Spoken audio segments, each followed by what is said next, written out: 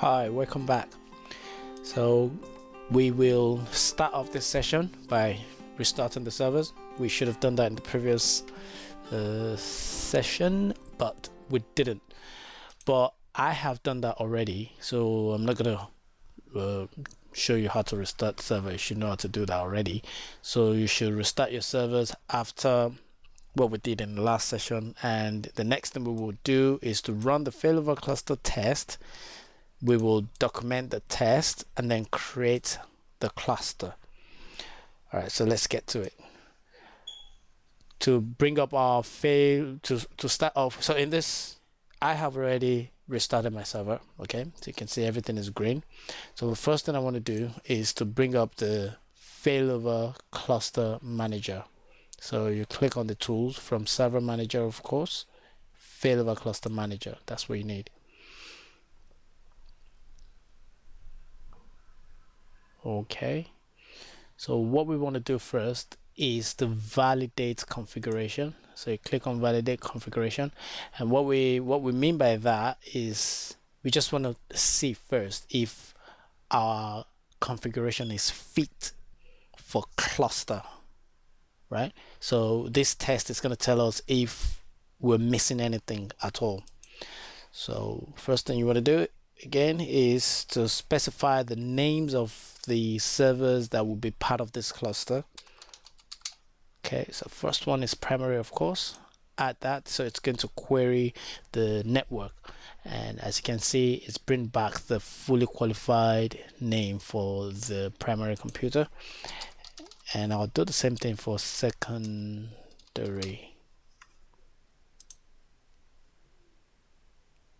And that looks good. You can click on next. If you have more, you can literally just type it in there.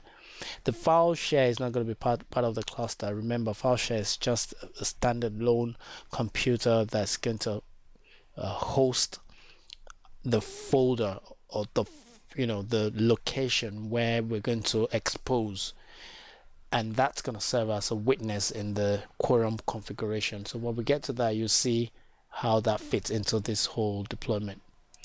Click on next, and what we want to do is to run all tests. As you can see, it says it's recommended. If you have some time, you can read all of this just to understand everything that's going on.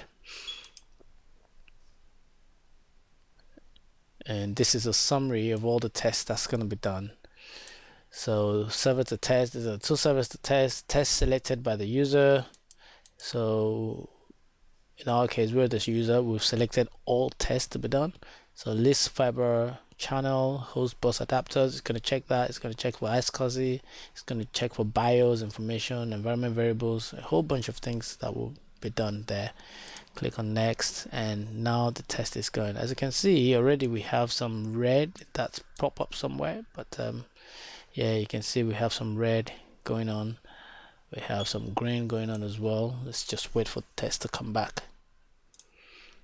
Test is complete, and it says testing has completed successfully. The configuration appears to be suitable for clustering. However, you should review the report because it may contain warnings which you should address to attain the highest availability. So this is very important. So we need to review the report and just be sure that whatever warnings that we see there is acceptable by us. So if I click on that, it's just going to open up an Internet Explorer browser, and we can begin to have a look at the one. So it says warning, but before we click on the warning, let's just scroll down and ensure that we don't have we have a couple of warnings here as well. Okay, that's under storage and disks. Right, so this is summary of everything that's going to happen. So we seem to be good there. So let's go back to alright, so let's go back to actually have a look. So first of all, let me say this first. Anything that has to do with disk is alright to ignore, because remember when we were deploying the SQL Server Failover cluster, we had to share the disk. And so we had to use iSCSI to prepare the disk and make the disk visible to the cluster, all that. But in the case of always on, we don't need a shared disk. Each of the SQL Server installation will have their own disk. So that's one of the major warning that this test has come back to tell us that, hey, you don't have any storage configured for this cluster. If I click on storage, it's just basically going to take us down to the part of the pages, the page rather. And the first yellow there says list disks to be validated. So we don't have disk. If you click on that, you see the part that says no disks were found on which to perform cluster validation tests. To correct these, review the following possible causes. So we're happy with this because we don't want to configure disks, right? So this is basically what's going on here. So if I go back to storage, take me back here, you can see every other thing here has got to do with disk. So SCSI and file system, we don't need that. So we're good, basically. So what you can do is, I think there's a way to actually save this. There's a way you can save this. So you can either do a Control A. Let's see. There should be a way you can save this. Oh, there we go. Sorry, it's just my computer. So you can do a Control A, Control C, and open up Word or something and paste it in there just for future validation sake, right? So it's always important to keep that test. But even after you've created the cluster, if you want that validation report again, you can always get it anyway. So whichever one works for you. All right, so there's a checkbox here that says create the cluster now using the validated nodes. So we've validated these two nodes. We can basically just click finish, which will then create the cluster. So let's do that. Why not? Right, so it's come up with this new wizard. Click next. And what's the name of the cluster? Well, we could call it anything. So let's say the project itself is called, let's say, for example, it's an application we're trying to do for a bank. Yeah, why not? So we can call it 3x point bank. So 3x bank cluster. Yeah. Okay.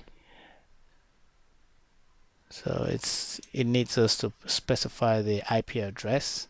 So remember, the cluster itself is a virtual entity, so it needs its own IP address basically. And now this is the part again where you have to work with the network administrators.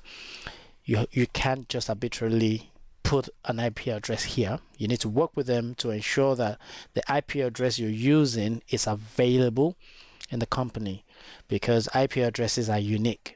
So if you specify one that already exists, so for example, I know that our domain controller is 112, and if you do something like this, you would run into errors, you run into issues. So to avoid that, you want to make sure that you use an IP address that's unique across the domain. I know 40 is available, so I'm just going to select that and click next. Okay, that's accepted. Add all eligible storage to the cluster. We don't need no storage, so I could just remove that and click next.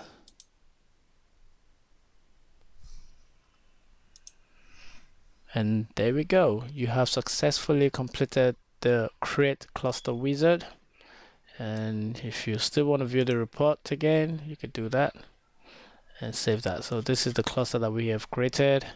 Again, warning, appropriate disk was not found for configuration disk witness. That's all right. And it says as best practice, configure a quorum witness to help achieve the highest availability of the cluster. Now for always on availability group, depending on the number of nodes, one of the recommended best practice is to use a file share witness. So we're not going to be using a disk for the quorum for the witness, we're going to be using file share, and that's why we have the file share server set up. All right, that's the report, and hit finish, and that's it. So now we have our cluster. You can see the node here. If you look at roles, we don't have any role, so we're going to create roles later. Nodes, do we have nodes? Yes, we do. So we have primary and secondary. As you can see, both are up. Storage, we don't have any storage, so that's fine. Networks, as you can see, we have cluster network 1, both networks are up. Okay,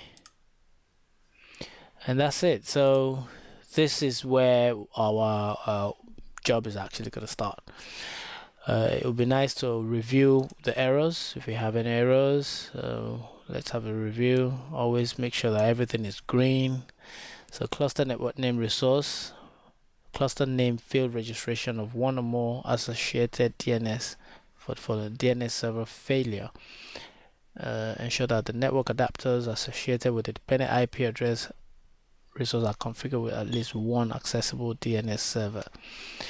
I'll research into this before we come up to the next session, but so far so good. I think we're good to go. All right, so see you in the next lecture.